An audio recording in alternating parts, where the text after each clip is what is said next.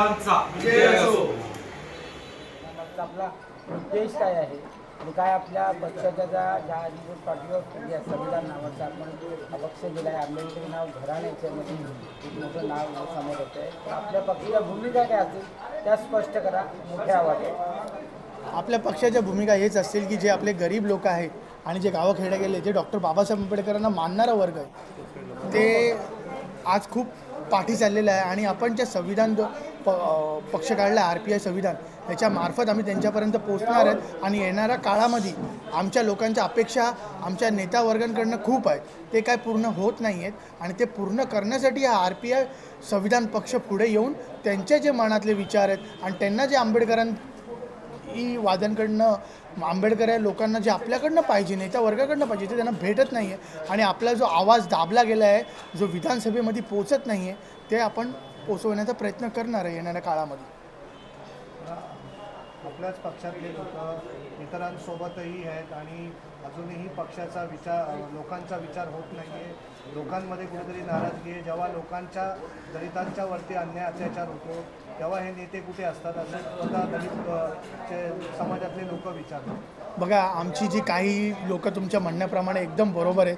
काही लोक एवढे निर्लज्ज झालेत, नालायक झालेत, लाचार झालेत, त्यांना पैसा आणि खायला VIP गाड्या भेटल्या, त्यांनी आजपर्यंत एवढ्या वर्ष मोठ्या मोठ्या पोस्टवर आहेत, पण आजपर्यंत त्यांनी कधीच डॉक्टर बाबासाहेब आंबेडकरांच्या वागण्यावर चालले नाही। डॉक्टर बाबासाहेब आंबेडकरांनी एवढे हाल अपेक्षा काढले, एवढे उच्च शिक्षित होते, ते एवढ्या डिग्र्या होत्या त्यांच्याकडे, पण त्यांनी कधी बघा त्यांचे 4 मुलं आपल्या धरतीमातेमध्ये त्यांनी पेरले, पण त्यांनी कधी आपला स्वतःचा विचार केला नाही। रमाबाई आंबेडकर ह्या स्वतः बिना इलाजाच्या येतात आणि हे आज थोडंसं बंगला गाडी ह्याच्या माध्यमातून आमच्या लोकांवरती होणारे अत्याचार हे बघत नाही आहेत, त्यांना दुर्लक्ष करतात आणि वरून तिकडे जाऊन विधानसभेत आपले प्रश्न मांडत नाही आहे।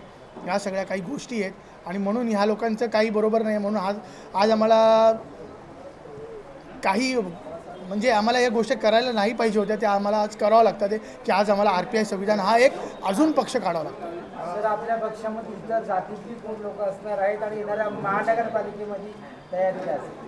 बघा सर, तुम्हाला अजून एकदा सांगतो, या पक्षाच्या नावाच्या ब्रॅकेटमध्ये संविधान लिहिलं आहे आणि संविधान जो आहे हा भारतातल्या प्रत्येक नागरिकाचा आहे आणि जो प्रत्येक नागरिकाचा आहे, प्रत्येक जातीचा आहे, तर प्रत्येक जातीचा समाविष्ट या पक्षामध्ये केलं जाईल, प्रत्येक जातीचा या पक्षामध्ये समाविष्ट केलं जाईल।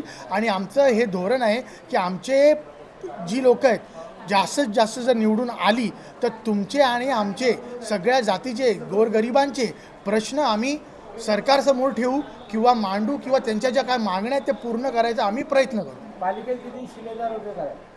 अजून तर त्याचा काय आम्ही निर्णय घेतला नाही, किती लोक उभे करायचे।